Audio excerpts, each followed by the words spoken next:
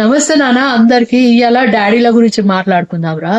చాలా మంది ఇళ్లలో నేను చూస్తూ ఉన్నా కూడా, ఇప్పుడు కొందరు డాడీలు ఎట్లుంటారు, బయట తినొస్తారు, మంచిగా వాళ్ళకి నచ్చిన ఐటమ్ తింటారు, వాళ్ళకి నచ్చిన ఆర్డర్లు పెట్టుకొని తింటారు. కానీ ఇంట్లో ఉన్న భార్య పిల్లల గురించి పట్టించుకోరు. సరే ఇంటికి వచ్చేటప్పుడు అయ్యో నా పిల్లలకి ఏమైనా పట్టుకరావాలని కూడా పట్టుకరారు. ఇప్పుడు పోనీ భార్య అన్న అయ్యో నా పిల్లలకి ఇది పెట్టాలి అది పెట్టాలని తల్లికి ఉంటది కదా, పైసలు ఇయ్యంటే నువ్వు దుబారా పెడతావు ఇయ్యమని చెప్పేసి అని మాట్లాడతారు. మరి భార్య దుబారా పెడుతుందని పైసలు ఇయ్యనోడివి నువ్వే తీసుకొచ్చి పెట్టొచ్చు కదా. ఇప్పుడు నువ్వు తినొస్తావు ఏమన్నా అంటే ఎట్లా అంటారు కొందరంటే, ఇంట్లో లేదా సామానగో కందిపప్పు చూడు డబ్బాలు పప్పు ఉంది, ఈ పప్పు ఉంది ఆ పప్పు ఉంది అంటే రోజు పప్పే తింటారా? ఇక కూరగాయలు తినరా? ఏం మటన్ చికెన్ ఏం తినరా? కనీసం చిన్నపిల్లల గురించి ఆలోచించాలి కదా.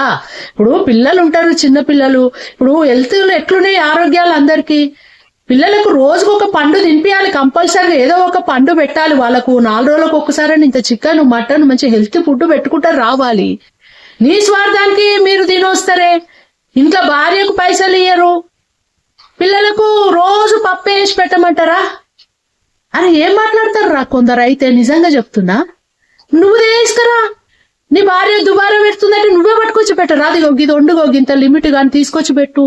నువ్వు మార్కెట్ నుండి నువ్వు వచ్చేటప్పుడు నీ ఆఫీస్ నుండి వచ్చేటప్పుడు పిల్లలకు 2 పండ్లు పట్టుకురా, రోజు ఒక 2 పండ్లు పట్టుకురా. ఇన్ని పండ్లు పట్టుకొస్తే మొత్తం ఖరాబ్ అవుతున్నాయి అంటారు. రోజు 2 పట్టుకురా, పిల్లలు తింటారు కదా.